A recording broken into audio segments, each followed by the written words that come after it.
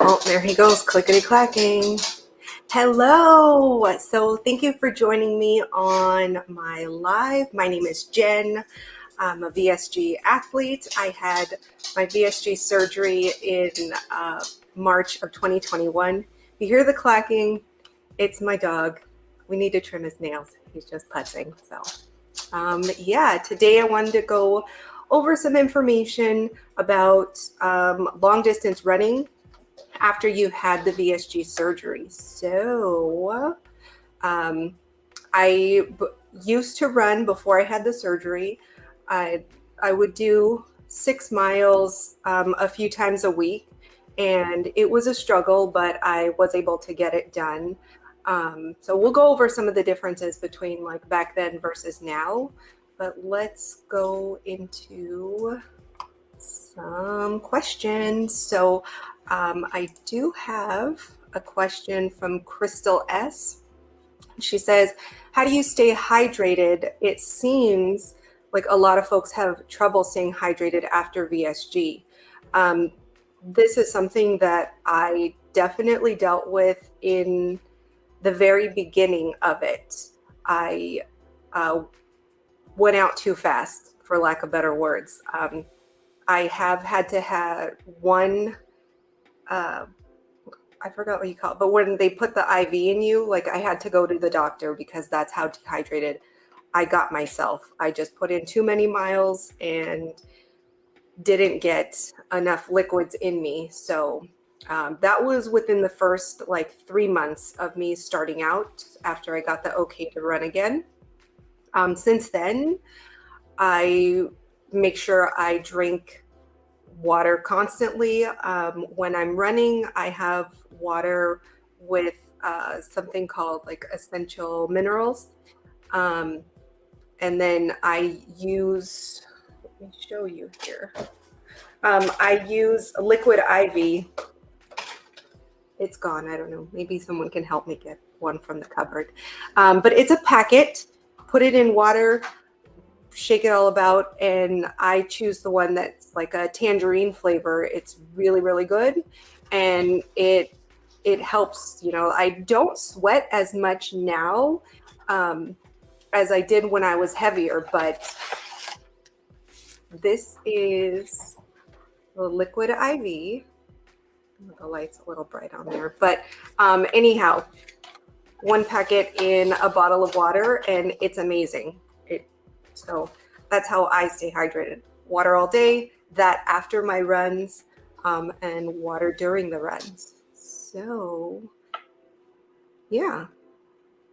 And it you know, we can't go wrong. I am a little bougie. I need things that taste good. And that one works for me.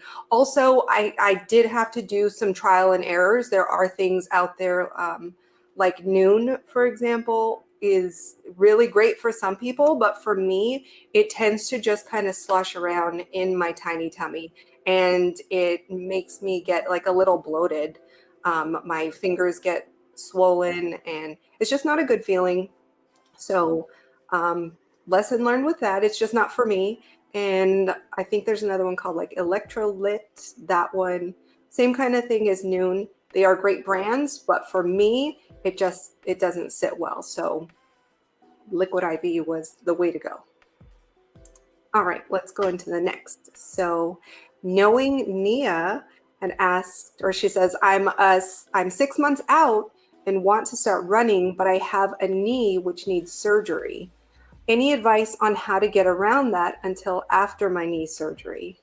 So number one, like I am not a doctor and I'm not here to give any kind of medical advice.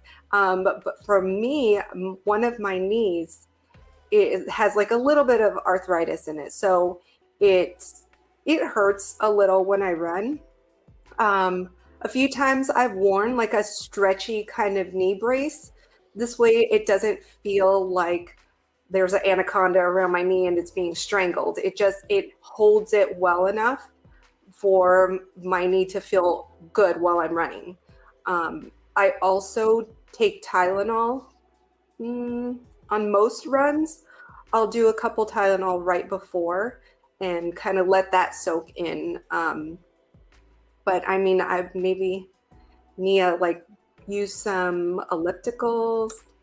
Try that out. It's definitely easier on the knees until you get back in the game. But I hope that helps. Let's go to the next. Crystal again. How do you manage fueling, especially if your center has the rule about separating eating and drinking by 30 minutes? So that is something that's like a daily thing with us. You know, this is how we live our lives. We can't really eat and drink at the same time. It's just there's not enough space and you have to have your nutrients. So when I'm running, I will take small sips of water through the pack. I think it's like a 1.5 liter. I maybe fill it halfway because I know I'm not going to drink that much. Fueling, let me show you what I have. So I get these things called the medjool dates. I don't know. I get the ones that have pits in them, so I have to like split it up before I go out running. I take maybe like 3 of those, chop them in half, and I take a few peanuts. So I get that in as my nutrients.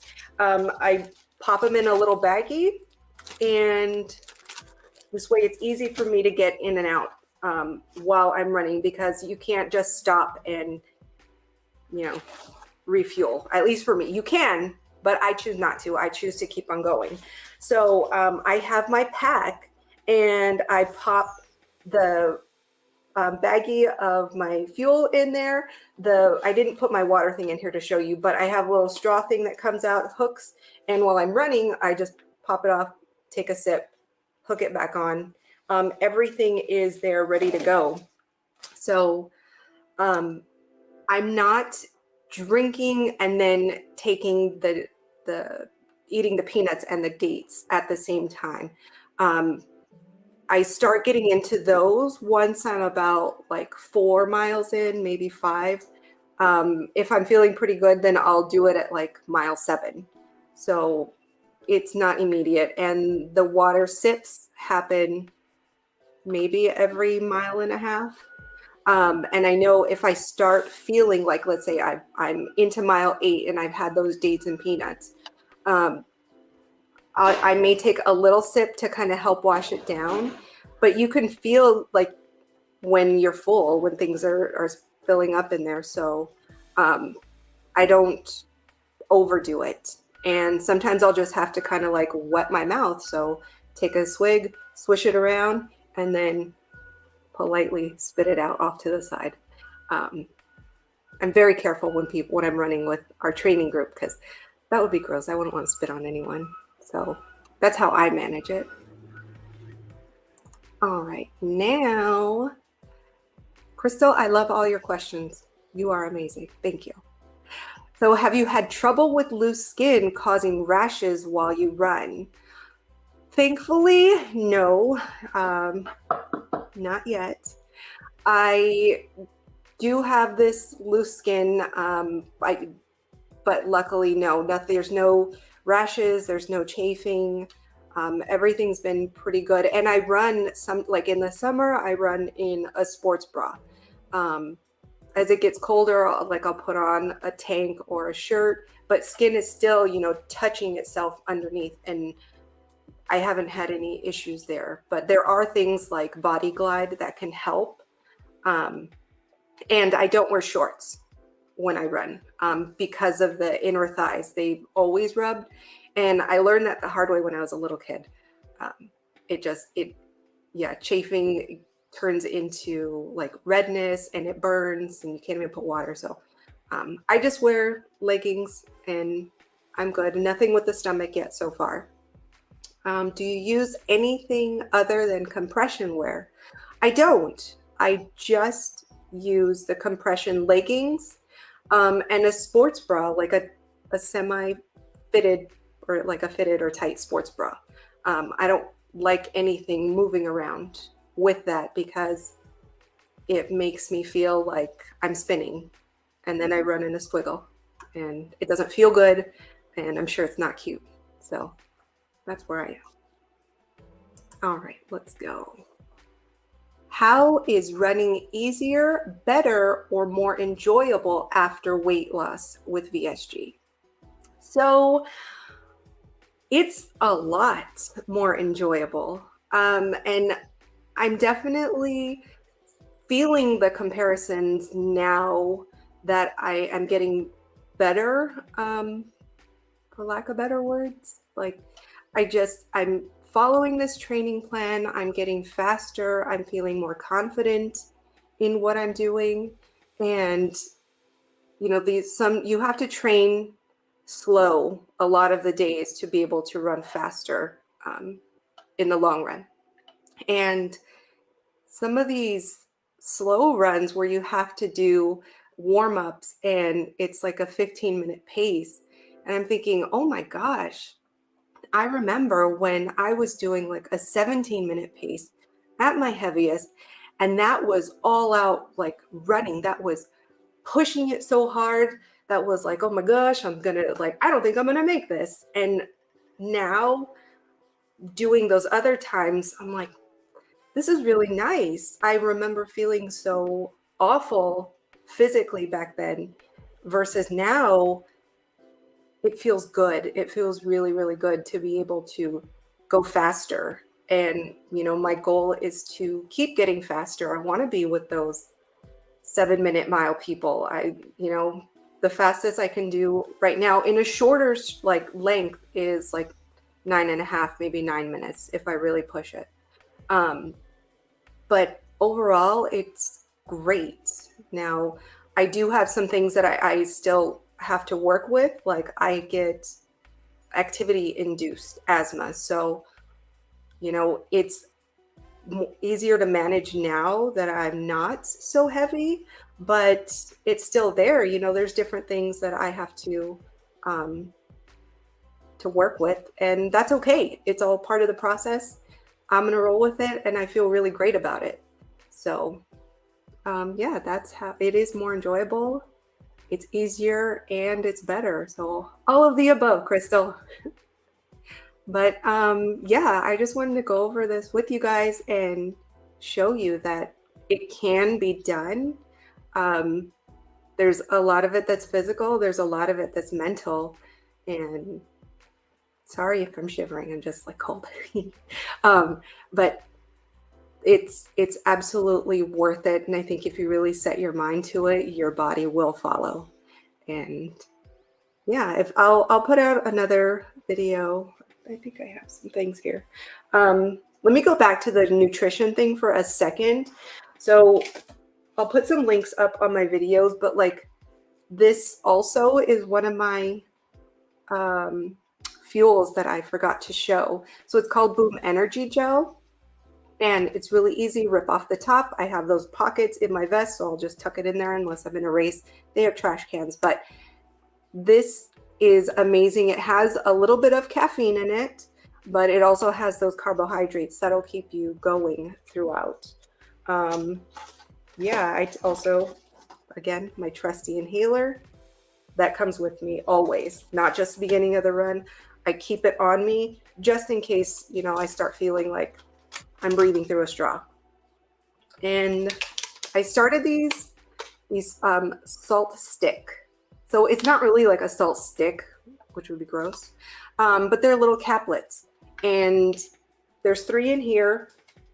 I may need like 2 for a longer run, but these kind of things I stagger as I run, and that's what helps keep me going. I was just on a long run last weekend. We were supposed to do 19 miles, and I had like a back spasm at mile 10. But other than that, I felt amazing. My hydration was great. My nutrition was great, but I had to stop because of that back spasm. And I think with more strength training, that'll help. But it's also something that I've had throughout my whole life where like one of my hips just kind of lifts up a little and then it fully throws me out of alignment. So there's things that happen to all of us, and it doesn't mean I'm going to stop. It just means like For me, I had to take the week off. I had to go to my chiropractor. He had to like snap me back in place. And that's it. Like I'll get back on it. Let's see, I have a couple comments here. Crystal, hey. So super helpful. Thank you. I should be getting my surgery date next week. Way to go, girl. Yay. Running again is better, easier with less weight. It's a huge motivation. Hearing you talk about your journey is a gift. Thank you. Thank you so much, Crystal. I want to do this to be able to help other people that are like me. I want to show that, you know, we are all strong and this can be done. And we're here in this together. If you don't have a cheerleader, put me in, coach, because I will be your cheerleader. It helps you see what you can be. Absolutely. You can be anything and I'm here for it. So you've used Noon and now try out some liquid IV in case it doesn't settle well post-surgery. Yeah, like it's trial and error where there's things that work for other people that have had VSG that just don't work for me. So yeah, go with what works for you. But you know, these are all great products, great supplements, and I really hope like you get everything you need and that your surgery goes super amazing. This is awesome. So yeah, that is about it. We'll hide that one. Yay. So thank you so much for hanging out with me. I really appreciate this. I'll be doing these things weekly. So I'll put out another post next week inviting more questions. And yeah, let me know what you want to hear about. I'm an open book, but I really hope that this helps you in some way and that you find value to it. So thank you for hanging out with me and sending light, love, and positivity.